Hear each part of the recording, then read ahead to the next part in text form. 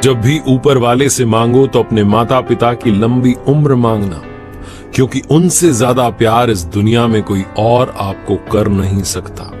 एक बहुत छोटी सी कहानी एक पिता पुत्र की, जो समुद्री रास्ते से कहीं दूसरी ओर जा रहे थे और बीच समुद्र में बीच मझधार में उनकी नाव जिस बोट पर सवार थे वो खराब हो गई। अब उन्हें लगा कि सब कुछ खत्म होने को, जीवन खत्म होने को है। तो पिताजी ने देखा कि दूर एक टापू दिख रहा था। जैसे तैसे वहां तक पहुंचे। वो एक नहीं दो टापू थे।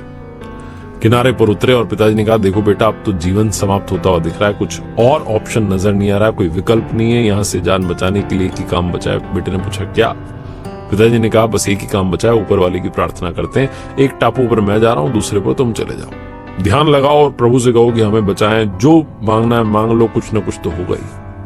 पिताजी जाकर के ध्यान लगाने बैठ गए। बच्चा जाकर के प्रार्थना करने लगा अपने जो लड़का था दूसरे वाले टापू पर।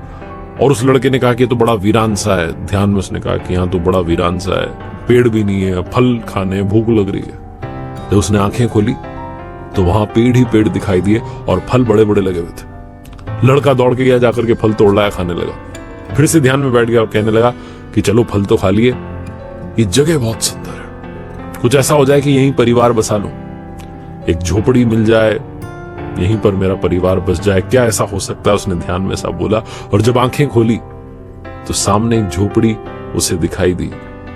उसका घर बन चुका था और साथ में पास में एक महिला खड़ी हुई थी। उसने कहा, क्या बात है, घर भी बन गया, महिला भी आ गई, शादी भी हो गई मेरी तो। फिर से उसने ध्यान लगाया कि अब जब सब कुछ हो ही गया है तो यहां से बचने का रास्ता निकालते हैं, क्योंकि जब सब कुछ मेरी सुनी जा रही है तो ये भी सुन ली जाएगी। तो उसने आंखें बंद की, ध्यान लगाया और कहा कि हे प्रभु, बस एक नाव का इंतजाम करवा दो ताकि मैं अपने परिवार को लेकर यहां से निकल लूं। और जब उसने आंखें खोली तो सामने की तरफ किनारे पर उसे एक अच्छी सी सुंदर सी नाव दिखाई दी जो जाने के लिए तैयार थी। लड़का दौड़ के उस स्त्री को साथ में लेकर के दौड़ा और जाकर के नाव में चढ़ गया कि बस निकलना। तभी आकाशवाणी हुई और आवाज आई कि बेटा, अकेले अकेले जा रहे हो, अपने पापा को साथ नहीं ले जाओगे। उस लड़के ने कहा कि मेरे पिताजी के कर्मों का फल मिल रहा है उन्हें, उनके चक्कर में यहां आ गए। मेरे पिताजी ने अगर अच्छे कर्म करे होते तो अभी उनकी नहीं सुन ली होती आपने। देखो चुपचाप वैसे के वैसे ही बैठे हैं, कुछ हो ही नहीं रहा उस तरफ। हमारे यहाँ देखो सब कुछ बदल गया है, पेड़ आ गए, फल आ गए, झोपड़ी बन गई, मेरे लिए तो स्त्री भी आ गई, शादी भी हो गई मेरी तो।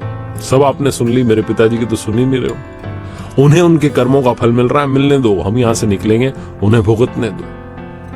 आकाशवाणी फिर से हुई कि बेटा, तुम जानना नहीं चाहते कि वो मांग क्या रहे हैं? उस लड़के ने कहा, हाँ बताओ बताओ, मांग क्या रहे हैं जो मिल नहीं रहा है उन्हें, ऐसा क्या मांग लिया उन्होंने? आकाशवाणी फिर से हुई और आवाज आई कि तुम्हारे पिता बस एक ही चीज मांग रहे हैं कि मेरा बेटा जो भी मांग रहा है उसे मिलता चला जाए, मेरे बेटे की हर प्रार्थना स्वीकार करना।